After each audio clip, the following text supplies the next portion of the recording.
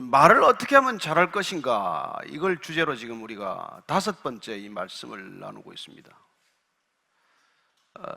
어떤 직업에 따라서는 그렇게 말을 많이 하지 않아도 되는 직업이 있겠지만, 또 어떤 경우에는 말을 또 많이 해야 되는 직업들이 있어요. 그러나 우리가 어떤 직업에 있건 사실 중요한 결정을 한다거나 또 중요한 일을 의논할 때는 결국 말로 할 수밖에 없죠.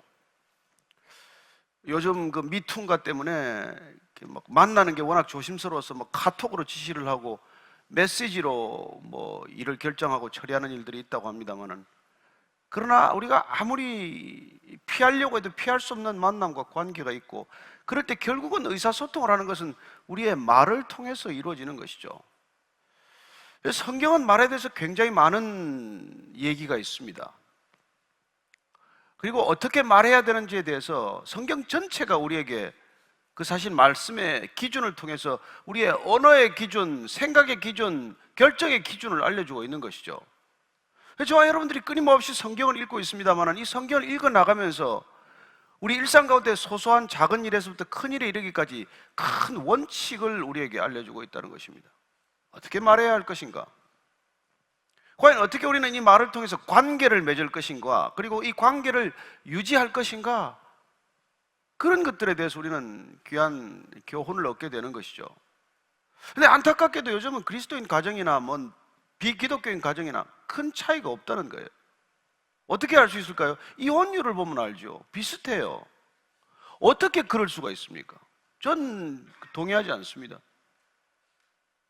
진정한 그리스도인의 가정이었다면 말이 달라지는 것을 경험했을 것이고, 그 달라진 언어를 통해서 서로가 서로를 세워가는, 그야말로 하나님의 가정이란 기초부터 그 건물이 지어져 올라가는 과정 동안에 세상의 가정과는 다를 수밖에 없는, 세상의 관계와는 다를 수밖에 없는 것들이 이렇게 골조로 모습을 드러내야 마땅한데, 왜 동일한 삶의 모습들이 드러나느냐는 것이죠.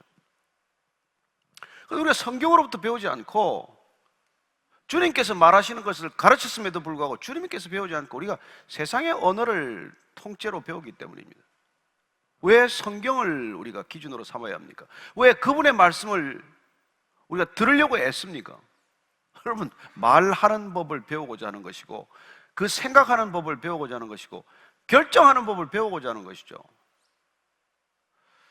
그래서 여러분들이 지금 우리가 이 말씀을 통해서 이미 나누었지만은, 하나님은 우리가 쓰는 언어에 굉장히 신경을 쓰고 계세요.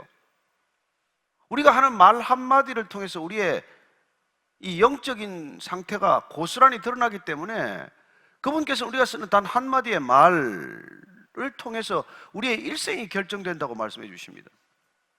대표적인 건 우리가 잘 알듯이, 우리가 민수기 14장에 나오는 이스라엘 백성들이 그냥 땅을 치고 통곡하면서 이제 다 죽게 생겼다, 그 말을 듣자마자 주님께서는 뭐라고 하십니까? 내 말이 너의 귀에 들린 대로 너희들 이 광야에서 다 죽게 해주겠다는 거예요. 여러분, 힘들고 어렵더라도 죽겠다는 소리 하지 마십시오. 그러다 진짜 죽어요. 그걸 약간 바꿔서 죽겠다가 아니라 죽게 있다 하면 끝나는 거예요. 살짝 바꾸면 돼.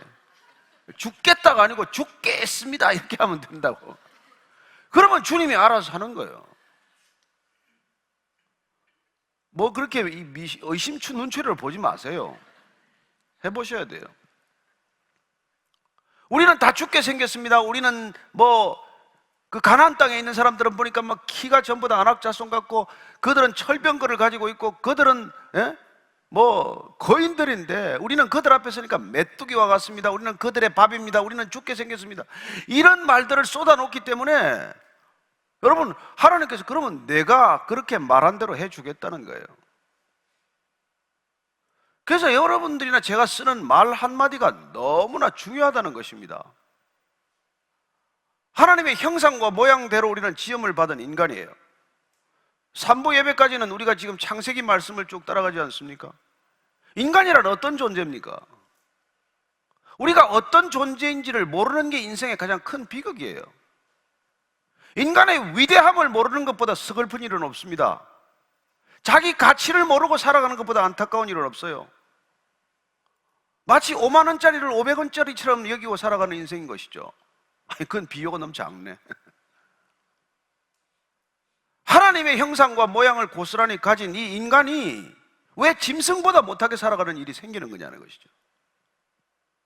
하나님의 형상과 모양이 하나님께서 하시는 말씀 가운데 고스란히 들어있어서 그 말씀이라고 하는 씨앗이 우리 안에 들어오게 되면 그 씨앗이 자라고 그 씨앗이 뿌리를 내리고 그 씨앗이 열매를 맺으면 우리는 상상할 수 없는 인생의 지경을 경험할 터인데, 그 혀를 가지고 그야말로 짐승만도 못한 언어를 쓰기 시작을 하면 짐승보다 못한 인간이 되고 마는 것이죠.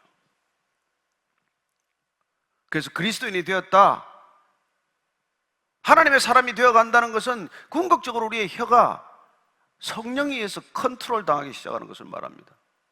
한번 내뱉고 싶지만 참게 되고, 한번 내지르고 싶지만 그 혀를 우리가 다스리기 시작하는 것이죠.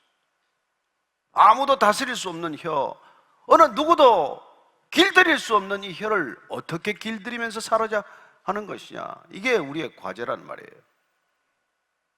신약 성경에 들어오면 누가복음에 말을 조금 잘못했다가 인생에 큰 고충을 겪은 사람과 큰 축복을 받은 사람 얘기가 나와요. 누가복음 1장에 나오는 얘기입니다. 그 중에 보면은 이 사가랴라고 하는 제사장이 나와요. 세례 요한의 아버지입니다. 세례 요한은 나중에 예수님이 올 길을 미리 선포하는 선지자죠. 그렇습니다. 거기를 보면 사가랴에게 천사가 찾아와서 내게 아들이 있을 것이다, 세례 요한을 주기 위해서. 근데 이때까지 애가 없었어요. 성경의 인물들 가운데 애가 없었던 얘기가 많이 나오는 거 아시죠?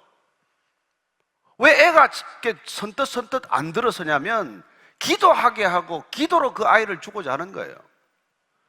여러분, 그냥 우리가 임신할 수도 있지만 기도하고 하나님께 간절히 구하고 하나님께서 심어주시는 하나님의 자녀를 얻고 싶다는 이런 갈망을 갖게 하는 거예요. 그래서 그 아이를 위해서 기도하고 있는데, 이게 이제는 이 사가랴라고 하는 제사장은 이미 이제 나이가 늙고 아내도 나이가 늙어서 애에 대한 희망을 다 버렸어요. 그러나 천사가 와서 내가 아이가 있을 것이다, 그렇게 얘기를 했는데 이 제사장이 말을 아주 이렇게 탐탁지 않게 하는 거예요. 내가 그걸 어떻게 믿을 수 있는데요? 여러분, 제사장이면 적어도 천사도 알아봐야 되고 무슨 말을 하면 믿어야 되지 않습니까? 근데 내가 그걸 어떻게 믿겠습니까? 그는 그날부터 애가 낳을 때까지 벙어리가 돼버려요, 사가랴라는 제사장이. 우리 한글 성경을 보면 뉘앙스가 조금 이렇게 분명하게 드러나 있지 않아요. 그래서 이 말이 좀 뭐랄까 퉁명스럽게 하는 말이 그 느낌이 잘 안 드러나요.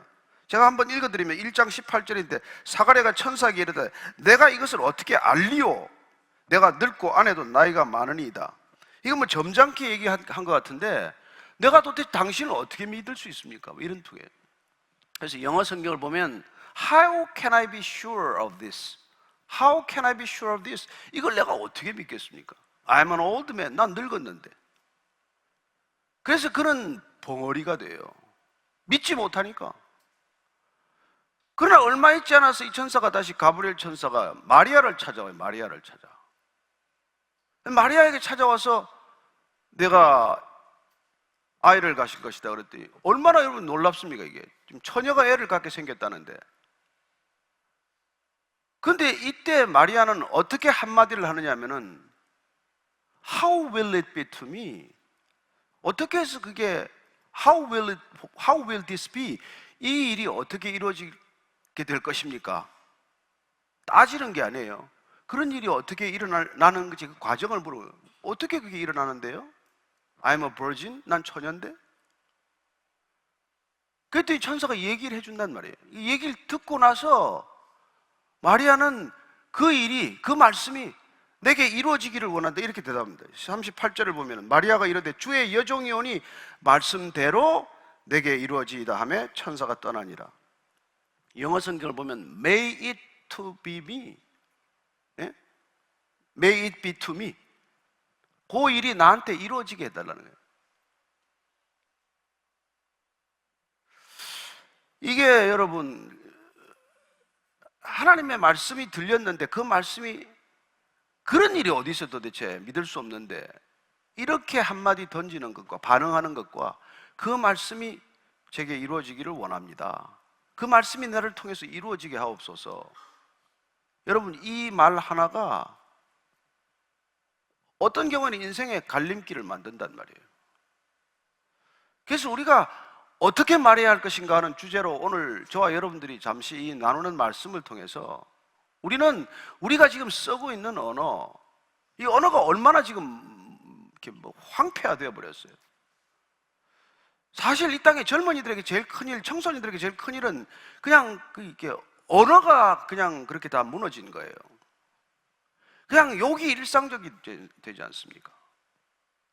근데 그 욕이라는 게 결국 욕이 입 밖에 나올 때까지는 내 안에서 욕이 한 바퀴 굴러야 되는 거 아니에요?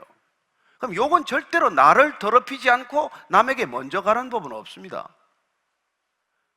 욕을 하든 화를 내든 내 안에서 한 바퀴 구르고 두 바퀴 구르면서 그 욕이 나를 더럽히고 남에게 가는 거예요. 남을 먼저 욕하는 게 아니라 나를 먼저 욕하고 나가는 것입니다. 그래서 우리 언어가 우리를 어떻게 빚어가는지, 우리가 하나님의 백성으로 빚어진다는 게 무슨 뜻인지를 우리가 정확히 안다면 반드시 그 말씀이 우리가 먼저 있어야 우리는 하나님의 사람이 되어가는 거예요. 그래서 주님께서 기도를 하더라도 내 말이 너희 안에 있을 때 기도하라는 거예요. 내 생각으로 기도하는 게 아닙니다. 여러분, 생각으로 기도하면 불교가 절에 가면서 기도하나 모스크에 가서 기도하나 힌두 사원에 가서 기도하나 뭐가 다른데? 다 같은 생각을 하고 있는데, 여러분, 누가 같은 생각하지 않습니까? 다 가족 잘 되기를 원하고, 다 성공하기를 원하고, 돈 벌기를 원하고, 출세하기를 원하고, 인기 얻기를 원하는데 이 세상에 그런 걸 원하지 않는 사람이 어디 있어요? 그게 굳이 교회까지 와서 올 게 뭐 있어요? 그래서 우리가 그리스도인이 된다는 것은 그분의 말씀이 우리 안에 새겨지고 기억되고 이게 열매를 맺는 삶이란 말이에요. 그래서 오늘 우리 백지영 씨가 무슨 저 찬양을 첫 곡 했지만 겟세마네의 기도라는 건 여러분 요지가 분명하잖아요. 내 뜻을 이루어 달라는 기도가 아니잖아요. 내 뜻을 꺾게 해주십시오. 하나님의 뜻이 이루어지게 해주십시오. 여러분, 이런 기도는 어떤 종교에서도 하지 않는 기도란 말이에요. 그래서 기독교는 십자가가 이루어지는 삶이 시작이 되는 거예요. 그러나 우리가 이 그리스도인이 된다는 게 뭐가 되는 건지를 알고 이 길을 떠나야 되는데 무슨 말인지를 모르고 그냥 왔다 갔다 하다가 보면 우리는 내 뜻을 이루기 위해서 십자가도 이용하는 사람이 되는 것이죠. 제가 차에다가 거울에다가 자꾸 십자가 걸어놓은 사람한테 물어봐요. 왜 걸어놨습니까? 그러면 사고라도 안 날까 싶어 걸어놓는데 십자가가 부적입니까? 제가 맨날 그러지만 십자가에다가 막 다이아몬드 받고 번쩍번쩍 해가지고 걸고 다니는데 그 십자가 앞에 목걸이를 그렇게 걸면 어떡하겠다는 얘기인데, 주님이 십자가를 앞에 목에다 걸고 다니셨습니까? 우리한테 분명히 말씀하세요. 내 십자가를 지고 나를 쫓으라고 말씀하십니다. 그 말씀이 기억되지 않으면 맨날 우리는 십자가를 장식물로 여기는 것이죠. 저희 교회 오면 왜 십자가도 없냐 그래요. 십자가. 예수님께서 십자가를 세우라는 말을 어디 하셨습니까? 십자가를 지고 쫓으라고 그러는데, 예수님께서 십자가를 건물 위에 지으라고 세우라고 하신 적이 언제 있습니까? 예수님께서 십자가 위에 내 교회를 세우겠다고 하신 적은 있어도 내 이 반석 위에, 믿음의 반석 위에. 그러니 그분의 말씀이 정확히 우리가 모르게 되면 우리는 엉뚱한 걸 해놓고 자기 생각에 빠져서 기도도 하게 되고 자기 욕망을 따라 추구하게 되고 자기 탐욕을 따라 구하게 되니 그게 무슨 그리스도인이 될 수가 있겠어요? 그래서 주님께서 기도를 하더라도 내 말이 너희 안에 거하면, 그리하면 구하라, 무엇이든지 이루리라 그랬는데 그 앞에 말은 싹 제하고 무엇이든지 이루리라. 뭘 무엇이든지 이루어? 예수님이 무슨 진이 호리병에 있는 무슨 마술사입니까? 저는 이 천박해진 기도, 천박해진 기독교, 천박해진 은혜를 오늘 우리가 한번 다시 정리하고 무엇을 따라 구해야 하는 것인지, 어떻게 말하며 살아야 되는지, 기도의 언어는 어떤 언어여야 되는지 이걸 한번 다시 우리가 새롭게 정리해 보자는 것입니다. 그래서 오늘 우리가 골로새서 말씀을 한 절 같이 읽을 터인데, 그리스도인으로서 과연 우리는 어떻게 말해야 되느냐에 대해서 딱 한 절이지만 오늘 이 말씀을 같이 한번 읽고자 합니다. 4장 6절 말씀 같이 읽습니다. 골로새서, 바울이 골로새 교회를 통해서 하신 말씀인데, 자 4장 6절에 있습니다. 같이 읽습니다. 시작. 너희 말을 항상 은혜 가운데서 소금으로 맛을 냄과 같이 하라. 그리하면 각 사람에게 마땅히 대답할 것을 알리라. 말을 할 때 항상 은혜 가운데 하라는 거예요. 은혜 가운데. 은혜가 있을 때 말해야 한다는 것입니다. 내 안에 은혜가 차고 있을 때, 은혜로 충만할 때. 은혜란 무엇입니까? 은혜란 여러분 내 안에 자격 없고 조건 없는 것들 때문에 감사가 넘치는 상태예요. 기쁨이 넘치는 상태입니다. 그래서 은혜를 받으면 여러분 사람이 온유해져요. 부드러워져요. 은혜를 받으면 그 사람은 겸손해집니다. 은혜를 받으면 그 사람은 놀랍게도 기쁨이 차고 넘치는 사람이 되는 거예요. 그럴 때 말은 해야 된다는 것입니다. 화가 나고 짜증이 나고 분노하고 시기할 때 말을 하면 독을 쏟아놓는 것이지만은 항상 은혜 가운데 말할 수 있는 준비가 되는 것, 이게 그리스도인의 언어 생활이에요. 그래서 어떻게 보면 우리 안에 은혜가 차오를 때까지는 입을 닫아야 돼. 예수님께서 내 말을 너희들이 하려면 마음에 가득할 때까지 기다려라, 그런 얘기를 하시는 거예요. 은혜가 가득할 때까지 기다렸다가 비로소 말하게 되면 그 말은 어떤 말이 되냐면 소금으로 맛을 냄과 같다고 말합니다. 여러분, 인간의 언어는 소금으로 만드는 것과 같다고 말합니다. 소금은 주식은 아니에요. 소금은 조미료예요. 그러나 빠지면 무슨 맛이 있냐는 것입니다. 적절한 때에 적절하게 말하는 것, 이것이야말로 우리 삶에 조미료를 더하는 것과 같다는 것이에요. 그리스도인들의 말은 은혜가 충만할 때 말해야 하지만 그 말을 할 때 이 자리에서 내가 꼭 말해야 되나 안 해야 되나, 그럴 때 조미료로 맛을 내는 것 같이 말한다면 여러분, 유머도 얼마나 아름다운 언어입니까? 인간만이 유머를 쓰지 않아요? 짐승이 유머하는 거 봤습니까? 여러분이 아무리 개를 사랑해도 개가 유머합니까? 우리 집 개는 유머러스 해요. 그런 개는 없잖아요. 인간만이 은혜가 있을 때만이, 마음의 여유가 있을 때만이, 너그러울 때만이, 그럴 때 우리는 언어에 놀랍게도 그런 맛깔스러운 언어가 되고 삶이 되는 것이죠. 그래서 저는 여러분이 정말 나를 위해 말하는 것이 아니라, 여러분 상망할 때는 말해야죠. 싸울 때는 화평케 하는 말을 해야죠. 그렇게 말할 때 여러분, 싸우던 사람들이 화해를 할 수도 있는 것이고, 어려움을 겪던 사람이 힘을 얻을 수도 있는 것이고, 또 위기에 빠진 사람에게 여러분이 다가가서 적절한 말을 하게 되면 그 사람은 새로운 힘을 얻고 일어나는 놀라운 변화를 우리가 경험한다는 것이죠. 여러분, 이게 우리가 말하는 목적이요, 말하는 방법이라는 것입니다. 그렇게 하면은 각 사람에게 마땅히 대답할 것을 안다고 말합니다. 여러분들이 늘 은혜 가운데 항상 있으면 어떻게 대답해야 될지를 안다는 것이죠. 고민하지 않아도. 왜냐하면 그 사람을 우리가 사랑하기 때문에 그 사람이 무슨 말을 물어오더라도 우리의 대답은 늘 풍성한 대답이 될 것이고, 그 사람을 배려하고 그 사람을 대접하고 그 사람을 따뜻이 품어주는 말을 하게 될 것 아닙니까? 제가 이런 언어 생활을 한 사람이 아니에요. 제가 과거에 직업이 있을 때는 그냥 독한 말을 하는 걸 그냥 특기로 삼았어요. 그냥 무슨 말을 하든지 독하게 쏘아붙이고, 뭘 묻더라도 독하게 물어가지고 그냥 홧김에 대답을 할 수 있도록 하는, 그런데 익숙했던 사람이지만 이게 저는 사람이 어떻게 하면 단숨에 진실을 털어놓는지 잘 아는 사람이에요. 그냥 속을 확 뒤집어 놓으면 그냥 한순간에 실상이 다 드러나거든요. 그러나 그렇게 해서 우리가 이렇게 세상을 더 힘들게 만들 것이 아니라, 이 세상을 살만한 세상, 따뜻한 세상, 서로가 서로를 품어줄 수 있는 사랑, 진실로 형제가 형제를 사랑하고 자매가 자매를 사랑할 수 있는 세상을 만들려면 우리가 은혜 가운데 먼저 충만해야 된다는 거예요. 그래야 우리가 맛깔스러운 언어를 쓸 수가 있고, 우리가 맛을 내는 대화를 할 수 있고, 그 대화를 통해서 관계가 회복되거나 그 관계가 깊어지는 대화를 할 수 있다는 것입니다. 이런 언어 생활을 우리가 하자는 것이 그분이 우리에게 언어를 주신 목적이에요. 그런데 실제로 여러분들이 그러면 종교인들을 통해서 그런 언어를 배울 수 있냐? 예수님이 제일 싫어한 게 종교적 언어예요.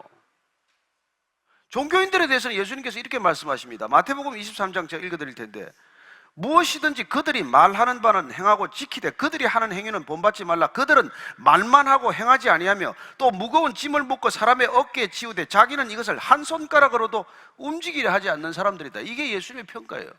당시 종교인들, 전문적인 종교인들, 입만 열면 하나님을 가르치는 사람들은 말은 그렇게 하는데 하나도 행동이 따르지 않기 때문에 그 말은 조심하라는 뜻이 아니에요. 그들은 말만 하고 행동하지 않는 사람이라는 것이죠. 안에 은혜가 없기 때문에 말만 하고 행동이 따르지 않는 것입니다. 주님의 이 말씀을 우리가 반추해 본다면, 깊이 새겨 듣는다면, 말을 하고 행동이 따를 수 있는 건 은혜가 있을 때 가능해요. 은혜가 없으면 말만 늘어놓았지 행동, 실행은 따르지 않게 된다는 것입니다.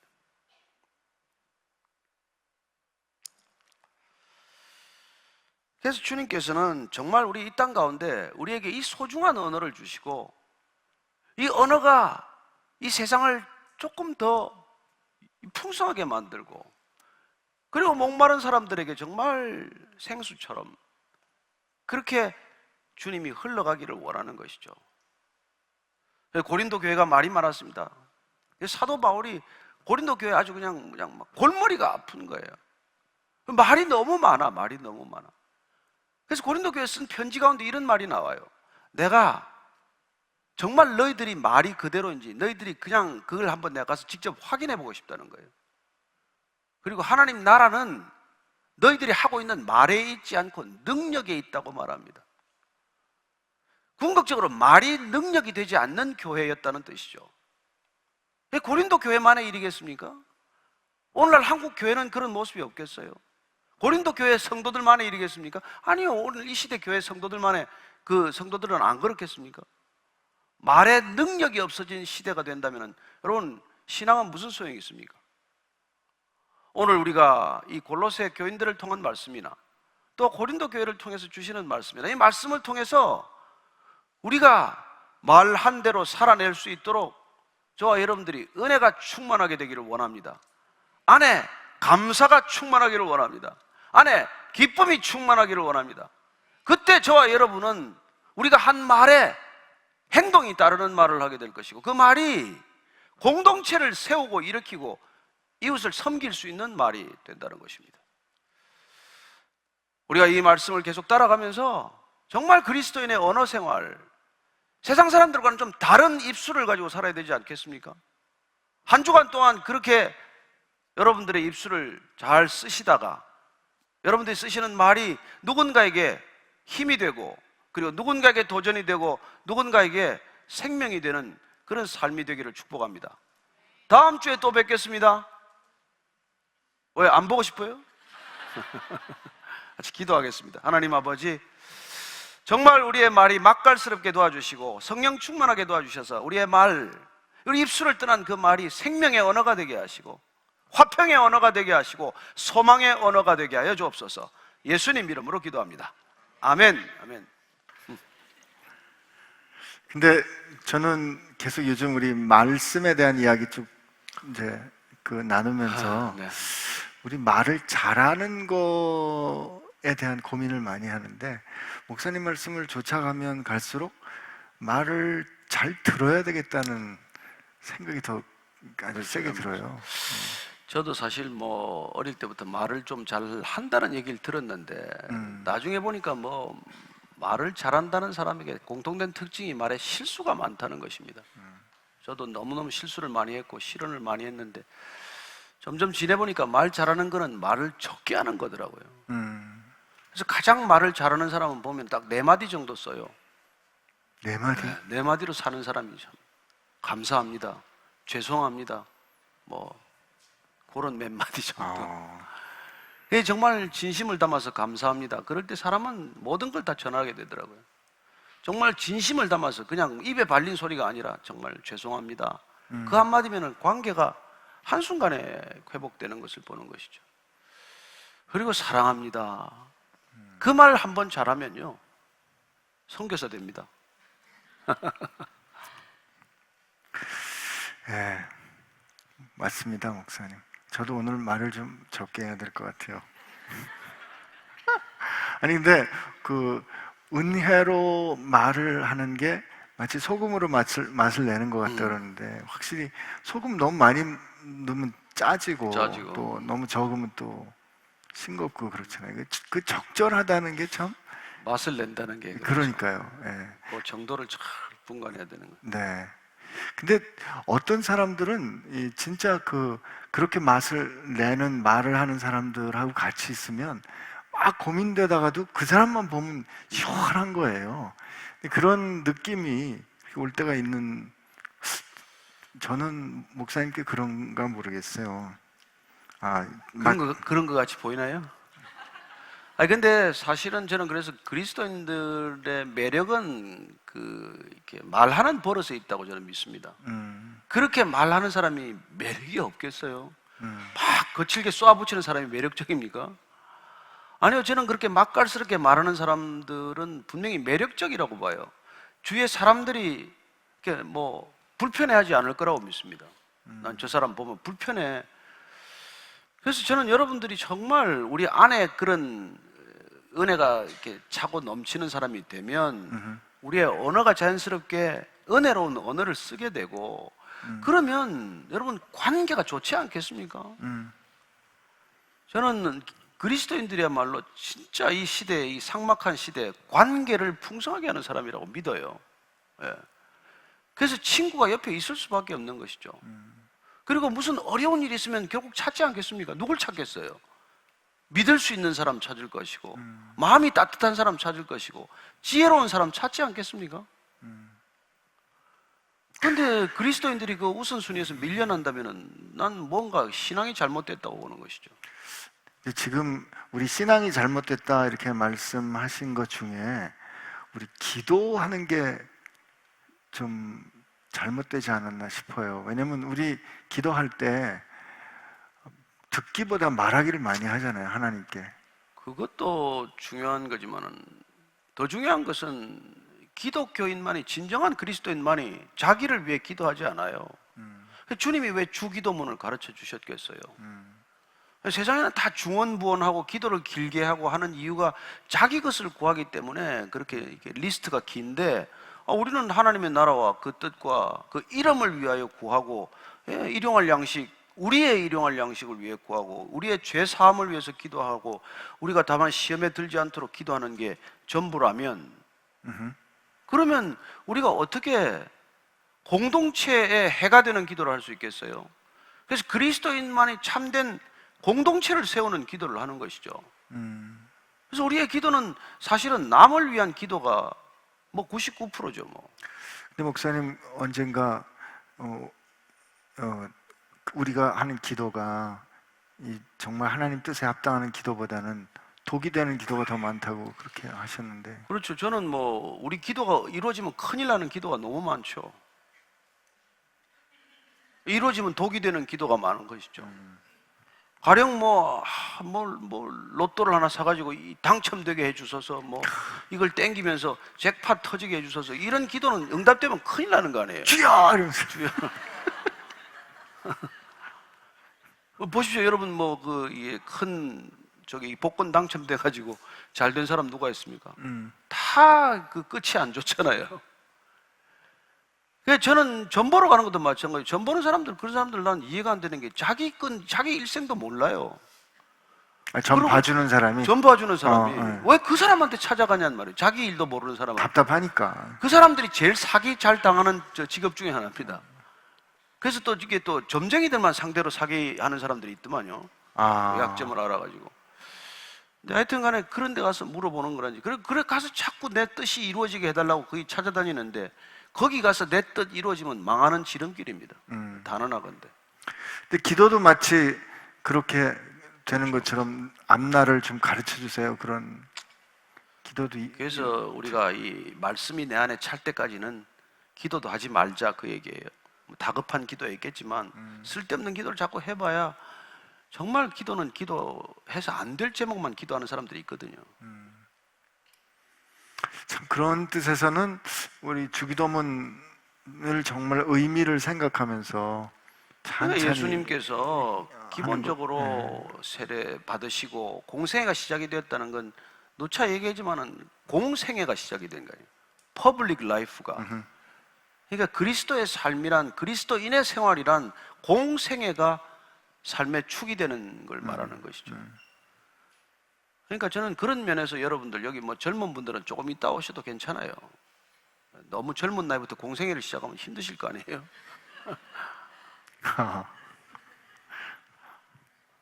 여러분들 제가 젊은지 안 젊으신지 판단 안 하겠습니다. 마이너스 통장으로 경제적으로 어려움에도 불구하고 열심과 전심으로 11조 원금을 드리는 후배에게 조언 부탁드릴게요. 아니 마이너스 통장이라며. 근데 무슨 헌금을 하냐고. 하나님이 그 헌금을 가져오라 그랬어요. 그 헌금을 하나님이 쓰시겠어요? 말이 안 되는 일 하지 마시고 빚 갚으세요. 빚 갚으세요. 그건 아니 덕스럽지 않습니다. 아멘. 예. 그죠? 아멘이시죠? 네. 아니 왜냐면 이게 혹시 빚이라도 내서 이 주님께 드리면 주님 기뻐하시지 않을까? 빚은 죄라니까요. 성경에서는 빚이 죄예요, 죄. 그래서 죄를 사하여 달라, 이게 영어 성경에는 빚을 갚아 달라 그런 얘기란 말이에요. 절대로 빚지는 인생 되어서는 안 됩니다. 저는 여러분들이 구워줄지라도 빚을 내지는 마십시오. 빚이 있으면 빚 갚는 게 최우선이 돼야 돼. 빚이 되었다는 건 내가 이미 이게 목에 고리가 하나 걸렸다는 뜻이에요. 그러면 정상적인 삶이 안 되지 않습니까? 빚이란 이게 낚시 바늘에 걸린 거랑 마찬가지인데 그 빚이 있는 동안 무슨 선한 생각이 있으며 무슨 그렇게 여유 있는 생각을 하겠어요? 이건 제 경험인데 제가 빚을 지니까 모든 생각이 더 악해져요. 우선 나한테 빚 준 사람 저 사람 죽으면 좋겠더라고. 아, 빚 받은 사람이? 빚 받은 사람이. 네. 그리고 어떻게 큰 거 한 건 해가지고 갚을 길이 없나 이 생각이 드는. 그래서 정말 그 은혜야, 은혜. 빚 지면 안 됩니다. 그래서 다시는 빚지지 않기로 결정했어요. 아니 그 경제하는 분들의 얘기가 전체 소득이 는 것 같지만 우리 가계 실질 소득은 안 늘었답니다. 가계 실질 소득은 안 늘었는데 소비는 늘었다 하는 거거든요. 그게 빚으로 산다는 뜻이래요. 오늘 목사님 말씀 기억하시기 바랍니다. 이 사회가 그렇게 빚을 부추기는 사회예요. 그렇잖아요. 마이너스 통장을 만들어주기도 하고 카드를 일 없이 정말 크레딧이 없는데도 불구하고 카드를 막 내주고 그래서 카드를 돌려막게 하게 만들어 놓고 말이죠. 결국 파산하게 만드는 것이죠.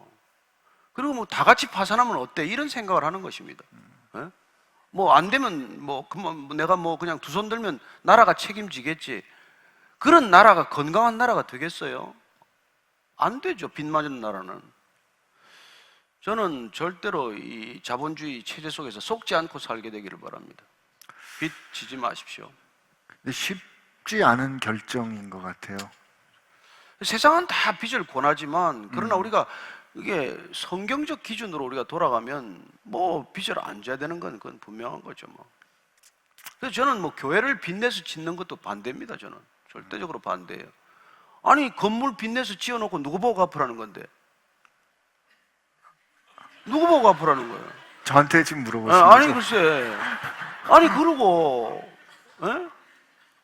그래가지고 빚이 있으면 아들 물려주겠냐고요? 안 물려줄 거 아닙니까? 아니 근데 교회 크게 지면 또 오니까 성도들이. 근데 성도들도 또 이게 또 이상해요. 참 크면 자꾸 가는 거예요. 크면 그게 백화점입니까? 그게 스포츠 스타디움입니까? 왜 크다고 가냔 말이에요. 얘기가 안 되죠. 아니 우리가 비난하자고 지금 이런 얘기 하는 거 아니니까 좀 맛깔스럽게 얘기하자고 하는 건데 자꾸 저를 이상하게 유도 질문하시는데 그러지 마시고. 질문하겠습니다. 교회 나온 지 얼마 안 됐습니다. 목사님 말씀을 들으면서 하나님을 만나는 것이 궁금한데 하나님을 만나기 위해 기도 많이 하면 만날 수 있을까요? 아니면 성경 통독을 하면 만날 수 있을까요? 성경에서 하는 말은 그대로입니다. 간절하면 만납니다. 그죠? 구하고 구하라, 찾고 찾으라 그러면 만나리라. 그럼 어떻게 만나느냐는 것이죠. 그냥 산신령처럼 뿅 나타나는 겁니까? 그래서 성경은 분명하게 그걸 하는 거예요. 태초에 말씀이 계시니라. 이 말씀이 하나님과 함께 계셨으니 이 말씀이 곧 하나님이라. 그래서 이 말씀을 자꾸 읽다가 보면 하나님이 느껴지고 하나님 내 안에 계시다는 것이 믿어지는 때가 오는 것이죠. 그래서 그 말씀이 우리 안에 충만하면 차고 넘치면 그러면 하나님께서 나한테 때를 따라서 필요한 말씀을 기억나게 하시고 그리고 그 말씀이 나를 이끌어가는 것을 경험하게 되는 것입니다. 그게 하나님을 믿고 살아가는 삶이에요.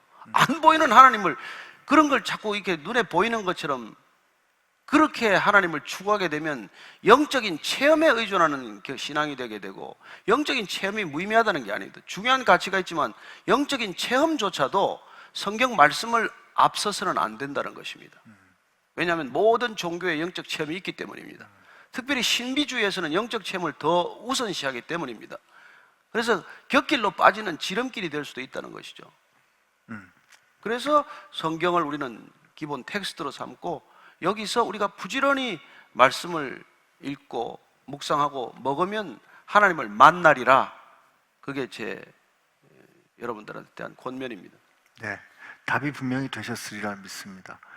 우리 하나님 만나는 그렇게 신령한 거 원하는데, 신령하다는 것은 하나님과의 관계를 뜻하는 거고, 하나님이 인간의 언어로 우리에게 말씀을 걸어 오신 거기 때문에 우리가 이 말씀, 하나님의 말씀으로 대하고 읽으면 하나님 만날 수 있다는 믿습니다.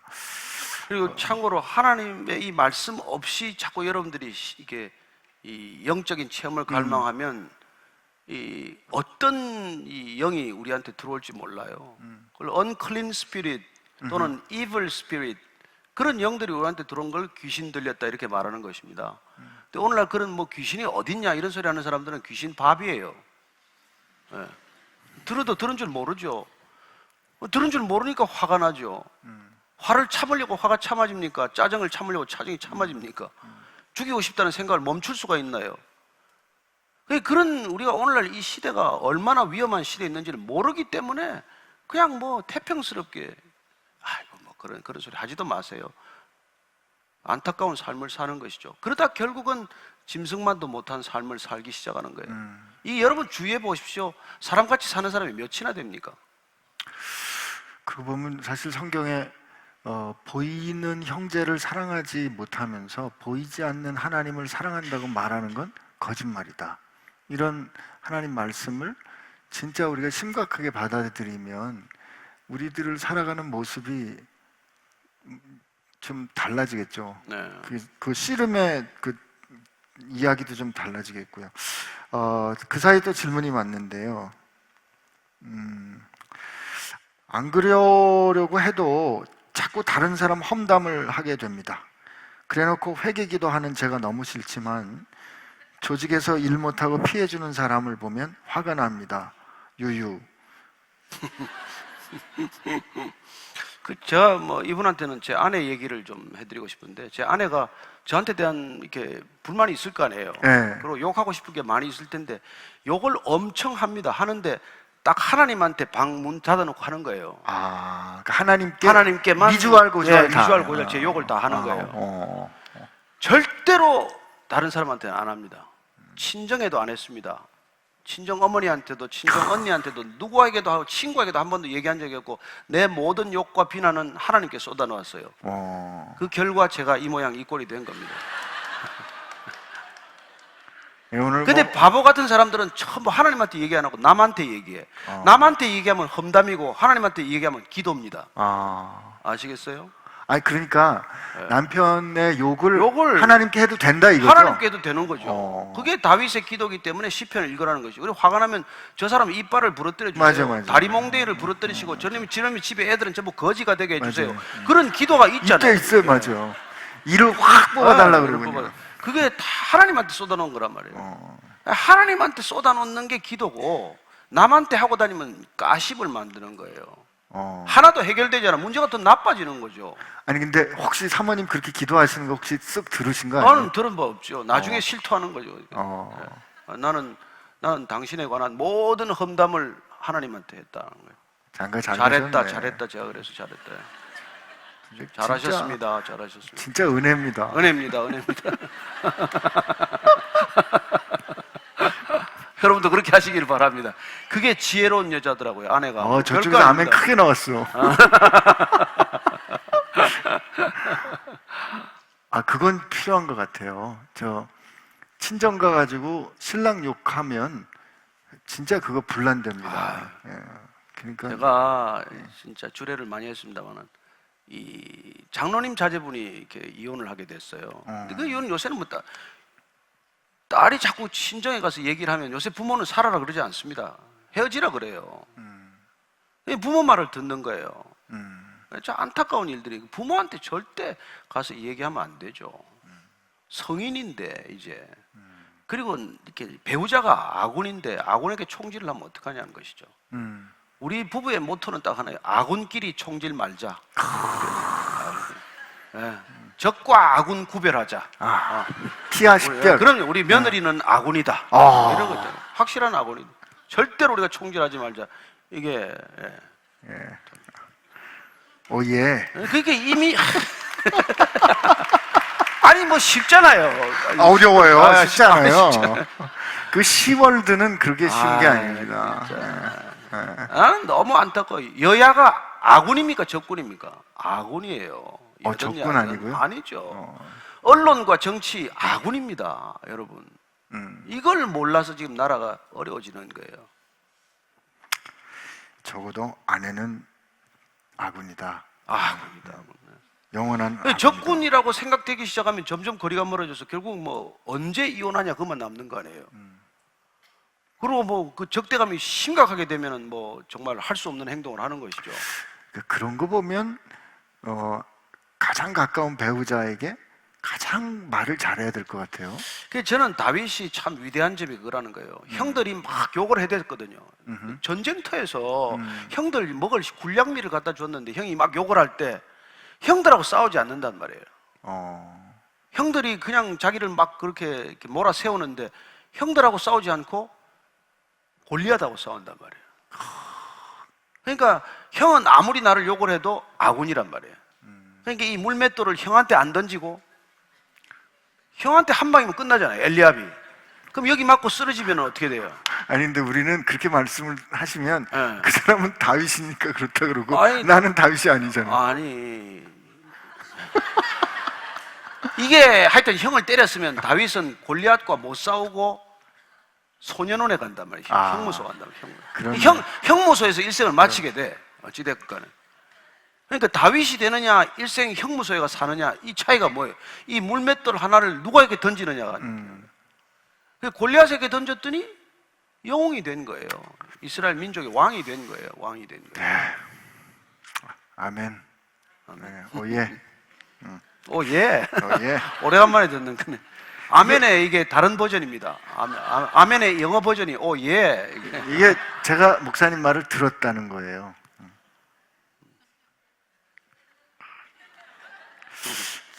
모든 일에 기도에 응답받으라는 이야기를 들어요. 응답이란 무엇일까요? 또 비슷한 질문이라 기도했을 때 하나님의 뜻인지 아닌지 구별이 안 됩니다. 쉬운 게 아닌 것은 아는데 제 욕심으로 하는 기도라면 하지 말아야 될 텐데 어떻게 할까요? 첫 번째 질문 우리가 뭐 다 아는 답입니다만 모든 기도는 응답됩니다. 그 응답이 내 뜻과 내가 원하는 방식과 내가 원하는 때가 아니라서 그렇죠. 하나님의 응답은 어떻게 이루어지냐면 yes, no, 그 다음에 wait, 기다려라는 거예요. no도 응답 아닙니까? 여러분 왜 no를 응답이라고 안 하세요? no도 내가 생각하는 것보다 더 좋은 응답이 될 수 있잖아요. 내가 저 사람하고 결혼하고 싶은데 하나님이 no 하셨다. 그러면 더 좋은 배우자가 준비되어 있다는 뜻 아니에요. 노야말로 얼마나 큰 응답이에요. 그렇죠? 응답 다 된다. 두 번째가 뭐였죠? 그게 어떻게 내 욕심인지 하나님의 뜻인지 분별할 수 있을까? 하나님의 뜻은 십자가에 있기 때문에. 그러니까 하나님의 뜻을 잘 아셔야죠. 하나님의 뜻은 제가 8가지로 압축해놨어요. 하나님의 뜻은 무엇인가 책을 하나 사봐야 돼. 거기 보면은 키워드가 이렇게 돼 있어. 예. 거룩하라. 에? 거룩하라. 나 여호와가 거룩하니 거룩하라. 돌이키라. 나를 알라. 사랑하라. 하나 되라. 기도하라. 감사하라. 기뻐하라. 증인되라. 이게 하나님의 뜻이에요. 그 뜻을 알면 모든 게 심플해져. 그걸 모르는 사람들이 이렇게 만들어낸 말이 있더라고. 그걸 보니까 갈까 말까 할 때는 가지 마라. 먹을까 말까 할 때는 먹지 마라. 작게 줄까 많이 줄 때는 많이 줘라. 많이 도와줘라. 여러분, 하나님을 몰라도 내가 손해보는 걸 응답으로 생각하고 사는 게 이 세상에 지혜로운 사람들이고 인격이 있는 사람들이고 성숙한 사람들이에요.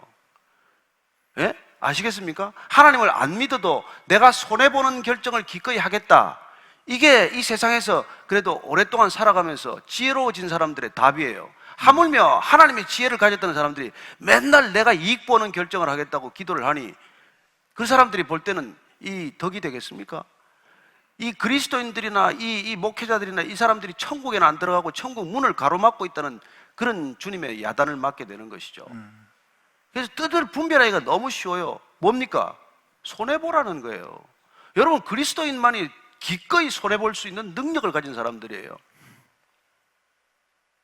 그러면 뭐 여긴 텅텅 비겠지. 뭐 내가 손해보러 여기까지 와야 되나? 뭐 그러겠지. 그래도 우리 교회가 예를 들어서 말이죠. 예? 이 주택가에 들어왔으니 우리가 차 타고 오지 말자, 차 가지고 오지 말자. 그래서 2부 예배 때 보면 저기서부터 다 걸어온단 말이에요. 예? 이 일반 골목이 많으니까 남한테 피해를 안 주기 위해서 택시를 저기 먼 데서 내려가지고 100m, 200m를 걸어와요. 그런 손해보는 결정이 왜 가능하냐면 정말 진정한 그리스도인이 되었기 때문에 그런 결정이 가능한 것이죠. 차 뭐 가지고 오면 편한 줄 누가 모릅니까? 그러나 우리가 차를 두고 오늘 주일 하루는 우리가 불편을 겪자. 그리고 택시 운전사 팁을 좀 더 주자. 뭐 이런 결정을 하고 사는 거죠. 네. 예, 그래서 이 아름다운 동행에 오시는 분들 조심하십시오. 차를 아무 데나 세우고 온다든지 그러면 예배 드리지 말고 빨리 나가서 차를 빼세요. 빼시고. 그렇게 남한테 피해 주면 안 됩니다. 하긴 예수님도 하나님께 노라는 대답을 들으셨던 것 같아요. 아버지, 할 수만 있으면 이 잔을 내게 지나가도록 해주십시오. 그랬는데 자기 뜻 말씀드렸는데 하나님의 뜻은 그 잔을 가져가는 그렇죠. 거였다면 네. 그럼 우리가 생각할 땐 노였을 것 같거든요. 네. 요 질문하고 한 2개 좀 있는데 긴 사연이지만 제가 읽어드릴게요. 시집을 안 가고 있어서 부모님의 가장 큰 걱정거리인 딸입니다. 엄마가 처녀 시절 같이 교회 다니던 제가 이모라고 부르는 친구분이 계십니다. 엄마 말씀으로는 방언 통역의 은사가 있는 분이라고 하시나요? 하나님 나라도 가봤다고 하시더라고요. 그런데 그분이 기도를 했는데 하나님의 응답이 제가 이미 알고 있는 주변 지인 중에 짝이 있다고 하시면서 기다리라고 했대요. 근데 그분 얘기 듣고 나 정말 미치겠네. 아니. 근데 그분 얘기 듣고 엄마가 산 집값도 떨어지고 저도 제 주변에 아무리 찾아도 제 짝이 1년째 안 보입니다. 그 이모 아들분이 미국 선교사시기도 하고 엄마랑 친하셔서 그동안 엄마가 그래도 신뢰를 갖고 계셨던 것 같은데 기도 응답이라 하면서 하시는 말씀이 진짜 맞을까요? 이건 답을 할 수 없어요. 정말 여러분, 사랑하는 사람 생기면 그냥 하세요. 결혼. 아니, 사랑하지 않으면 기다리면 돼요. 여러분, 사랑한다는 감정은 너무 소중한 거예요. 여러분, 일생 동안 우리가 누구를 사랑한다는 게 그렇게 쉬운 경험이 아닙니다. 정말 하나님께서 그런 사랑하는 마음을 두 사람에게 공하게 같이 주셨다면 그건 뭐 짝이죠. 뭐 그건 만사를 불면 누가 반대를 하더라도 할 수 있는 결혼이에요. 그런데 양가 집안에서 아무리 밀어붙여도 서로 사랑하지 않으면 그걸 왜 해요, 도대체? 그래서 그런 걸 여러분들 정말 이렇게 신앙 안에서 짝을 뭐 동으로 가라 귀인을 만날 거다, 이건 점쟁이가 하는 얘기 아니에요. 예. 그리고 아니, 뭐 1년 안에 내 짝이 있을 것이다, 이런. 목사님, 우리 결혼에 이르는 어떤 형식적인 과정이 진행이 되더라도 사랑하지 않았다, 사랑하지 않는다 그러면 결혼까지 할 필요 없죠. 친구로 지내면 되잖아요. 제가 좀 전에 미치겠네는 여러분 미쳤어도 주를 위하여 미치겠다는 뜻입니다. 아휴, 나 죽겠네 그럼 죽을 거라 그러는데 이렇게 그리스도인들이 꼭 변명을 하고 그냥 아니 그냥 나 잘못했다 한마디면 끝나는 거 아니에요. 잘못했습니다. 빨리 질문해야지. 현재 대학생입니다. 항상 나 자신에게 확신과 자신감을 가지고 있었지만 이번 학기에 많은 사건을 계기로 그런 마음이 무너지고 방황하고 공부와 일이 손에 잡히지 않습니다. 이 시간을 통해 하나님 안에서 더 멋진 사람이 되고 싶고 다시 한번 자신감과 밝음을 회복하고 싶습니다. 어떻게 해야 할까요? 저는 우리가 이게 자신이나 자기 확신과 믿음을 자꾸 혼동하는데 그렇잖아요. 우리가 예수님 몰라도 성경 안 읽어도 뭐 이렇게 확신이 강한 사람이 얼마나 많습니까? 하나님을 모를수록 자기 확신이 강해요. 또 자기 확신이 강해야 살아남습니다. 그러나 신앙은 자기 확신이 아니에요. 나를 믿는 게 아니지 않습니까? 자기 긍정도 아니에요. 무조건 예스 하는 것도 아니에요. 우리는 하나님의 말씀을 믿는 사람이에요. 그러니까 말씀을 붙드는 게 신앙이에요. 가령 예를 들어서 이런 겁니다. 복 있는 사람은 종일 하나님의 말씀을 묵상하는 자로다. 묵상하는 그러면 그 말씀을 붙드는 게 복이란 말이에요. 그리고 그 말씀을 가지고 주야로 묵상하는 사람이 복 있는 사람이라는 것을 믿고 그 말씀을 묵상하는 게 복 있는 삶을 살아가는 거란 말이에요. 그러니까 말씀을 붙들지 않으면 내 생각이고 생각은 자기 신념에 불과한 거죠. 그 신념이 깨어졌을 때는 허망해요. 그러나 말씀은 반드시 이루어진다는 것입니다. 그 말씀이 우리가 붙들면 그 말씀이 우리를 이루게 돼 있어요. 그 말씀이 내 삶을 통해서 이루어지는 것을 경험하는 것이 그리스도인의 삶, 신앙인의 삶이라는 것이죠. 내 생각이 이루어지는 건 여러분 그건 관계없어요. 내 소원이 이루어지는 것 관계없습니다. 그걸 자꾸 착각해서는 안 돼요. 그건 뭐 자기 체면으로도 이루어질 수 있고 자기에게 끊임없이 자기 암시를 통하고 무슨 바라봄의 법칙 뭐 이런 걸 통해서 얼마든지 이루어질 수 있겠지만 내가 계속 바라보면 저 차가 생기고 집을 바라보면 집이 생기고 이런 소리 하는 사람들이 있지만 아니요. 그건 내 소원이 이루어지는 걸 신앙이라고 말하면 안 됩니다. 그래서 우리의 신앙은 자기 확신에 근거한 것이 아니요. 오직 말씀을 우리가 붙들었을 때 일어나는 거란 말이에요. 그 말씀을 굳게 믿는 것, 그 말씀이 나를 통해 이루어질 것을 믿는 것, 오늘 마리아가 얘기했듯이 그 말씀이 내게 이루어지이다. 이게 믿음이라는 것이죠. 이 대학생 분에게 오늘 목사님 주시는 것처럼 말씀의 이야기를 우리 가져온다면 성경의 많은 인물들은 실패했을 때 예수님의 부르심을 들었던 것 같아요. 잘날 때라기보다는 예수님을 부인했던 베드로, 교회를 핍박하던 바울, 세리였던 마태, 그 순간에 부르심이 되게 임하잖아요. 도망갔던 모세도 그때 하나님의 부르심이 임했던 것처럼 지금 혹시 실패를 경험하고 있는 가장 바닥이라는 거기가 다시 딛고 일어설 수 있는 하나님 만나는 자리라고 생각할 수 있기를 바랍니다. 네. 그러니까 우리가 다음에 우리가 여기 계신 분들도 질문할 기회를 드려야 되는데 저기 종이 있죠? 네, 여기 예. 오시는 분들인데 종이 적어내면 저희들이 질문 답변하도록 하겠습니다. 네. 오늘은 이것으로 기도해야죠. 네. 네. 하나님 참 저희 세상 살면서 정말 오늘 주셨던 말씀처럼 맛깔나는 말을 하고 싶습니다. 그리고 보니까 주님이 우리를 향하여 너희는 세상의 소금이라 하셨는데 소금은 맛을 내려면 달아 녹아져야 하고 맛은 살지만 소금은 사라져야 하는 그 현실이 그닥 저희의 현실로 가지고 싶지는 않은 것도 우리의 모습입니다. 그러나 소금이 그 자체로 남아있으면 맛을 낼 수 없는 것이 피할 수 없는 현실이라면 하나님, 저희로 말씀에 따라 필요한 곳에서 녹아져서 그곳에 생명이 있고 맛이 살아나는 기적을 보게 하여 주옵소서. 우리 많이 부족하고 많이 연약하지만 하나님의 말씀이 우리 안에 살아계셔서 우리를 이끌어 가실 때 우리 가는 곳마다 사람을 살리고 소망을 주는 은혜가 넘쳐날 줄로 믿습니다.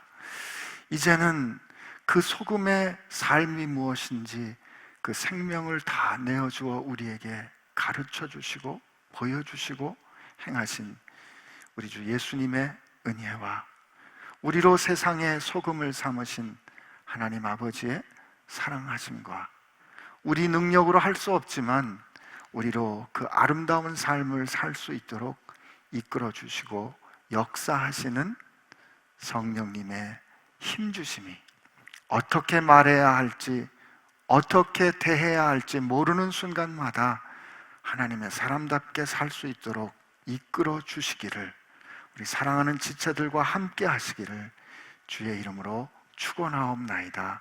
아멘.